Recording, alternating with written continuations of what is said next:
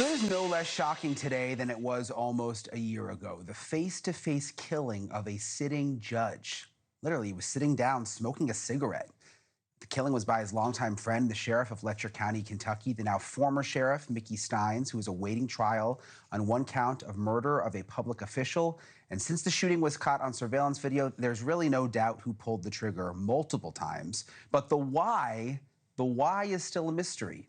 Stines facing a federal lawsuit over a possible sex trafficking scheme involving jailed women, shot the sheriff shortly after giving a deposition in that case. And remember, we were in Kentucky a few weeks ago. We were investigating, talking to women who said they were forced to have sex with the judge to stay out of jail. The big question, is this all connected? Tonight, newly released video taken just moments after Stines left Judge Kevin Mullins dead on his floor of his own chambers. It's from the body cam of a state trooper who says he's known Mickey Stines his whole life. This video shows that Stines seemed to believe that his life and his family's lives were in danger. Look at this. We'll make sure you're okay. Your safety, and we're going to make sure that you're safe right now. Yeah. You got up in my face there a while ago. I don't feel safe. Man, I've worked with you all for years, man. I know. For years, I don't feel safe. Listen to me. Listen to me. When you were pulling away from me, you may not have I'd already been patted down, but no, It's over. I don't feel safe. I sure don't feel safe. Because everybody should have their body cam on by policy, right? Well, not on these situations, no. Detective, I jumped out and didn't have mine.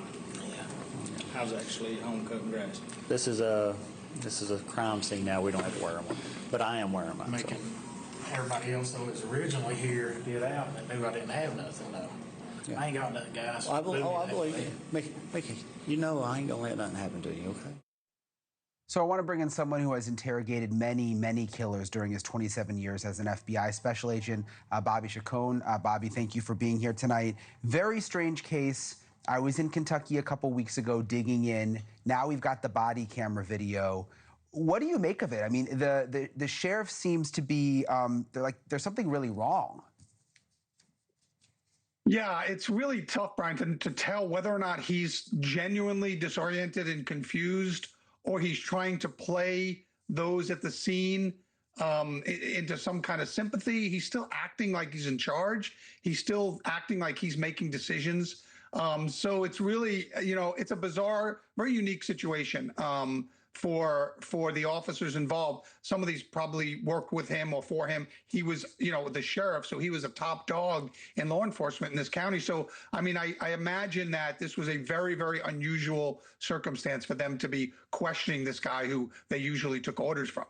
Is that appropriate? I mean, should the people he knew and he's worked with forever have been questioning him? I mean, maybe it was just impossible to get around since it's kind of a small town and he pretty much knows everybody?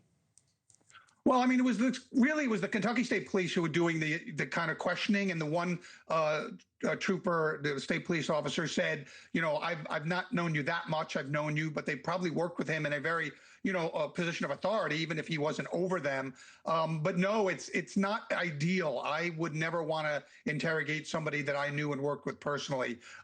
You've got to kind of get sometimes in their face, and you've got to you got to play it tough, and it's tough to do that with someone that you have a friendship with and their family. Yeah, and what stood out to me when I watched the video goes on about an hour. He says more times than I could count that you're going to kill me, and he seems fearful. And when you look at the whole big picture of this, that he was supposed to give this deposition where he was likely going to have to say bad things about the judge, and there's this whole alleged sex ring going on, and then you've got him saying he feels like someone wants to kill him, and he's even scared when he's being led downstairs to the police car. I want to play you this clip, Bobby, and then we'll talk about it. Come on, you're all right. Now, y'all don't kill me now. If you ain't going to kill you, we ain't going to do nothing to you. Except take you down here and put you in the car. Yeah. That's it. Go this way. Salad. Come on. Nope, don't. Not that way. Not that way. Come on. Mickey. Speak to my heart, sir. No. You can't talk to him. You can't talk to him. Come on, Mickey. You know better. Come on now. Don't put me down in jail. Here. Or not.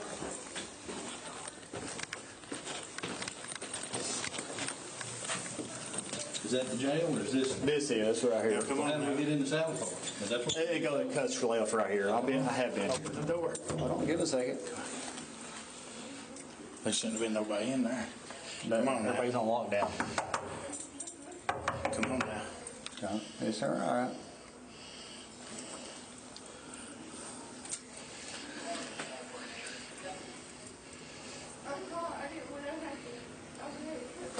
Come on now. You're all right. What you guys doing to me now? This ain't right. KSP, open the door. This ain't right, guys. Come on. Just get me to a facility. That's what we're trying to do. Okay. He's clearly very nervous, Bobby, when he says, get me to a facility, and he's kind of like looking up and down the hallways, paranoid. What do you think is going on there?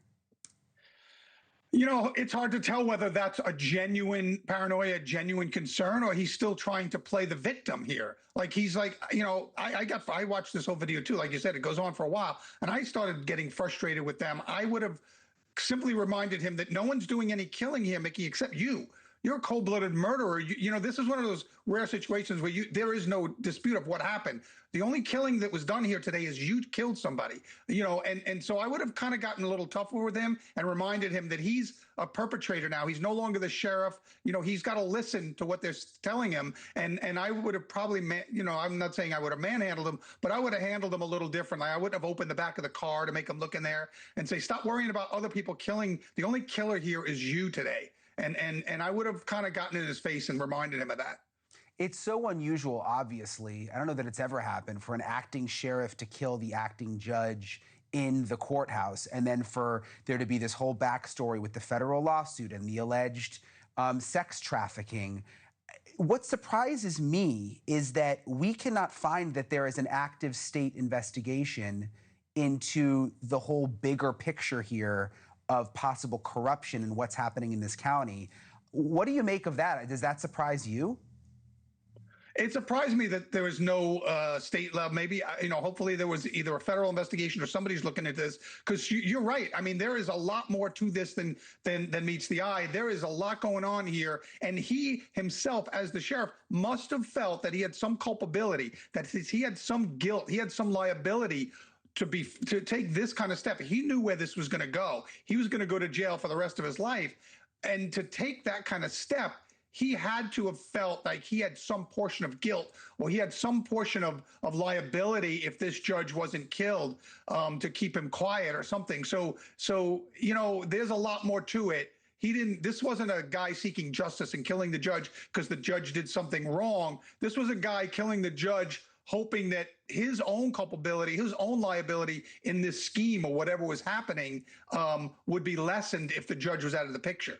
And the paranoia goes on throughout the whole video. There's this point where he's nervous to talk to them alone in a room. I want to play you this other part of the body camera video. Look at this. When they talk to you, we can have multiple people move, and he's got his body camera. If you want to talk to him, not more than two people can talk to you. Okay? That's a Supreme Court ruling. It's coercion, it's duress if we do that. Okay? But we'll have What if multiple I give people. permission more than two to talk to me? Okay. I mean, if more than two. If you want to talk, it would violate the rules of the interviewing procedure is what it would do. But we'll have the whole crew. If I sign a waiver and there's 10 there, No, but we'll have a multiple body cams. We'll have a body cam on. his body cam, it ain't even on right now. Yeah, it is. Okay. What that red light is. So, He hasn't put his in stealth mode. He done that on purpose. You can see it's recording. Stealth mode doesn't light up the red light. What stands out to you here? He's still trying to dictate the terms. He's still trying to be in charge. He's still trying to dictate how many people in the room for an interview. And he's still playing this cat and mouse game with them. And really, they're allowing it to happen. And I get it right now. This isn't a formal interrogation out in the hallway like this. But boy, I mean, he is still trying to manipulate the situation and still trying to say the body camera isn't on when it was. I mean, he's still trying to kind of have his way with the situation where, you know, I personally, if it was me, I would not have allowed him a lot of that.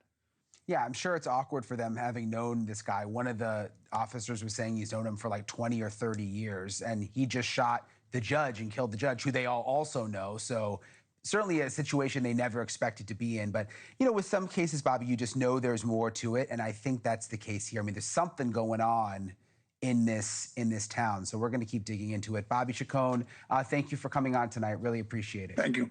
Thank you for watching. Subscribe below and download our NewsNation app right now on your phone, and you will get fact-based, unbiased news for all Americans.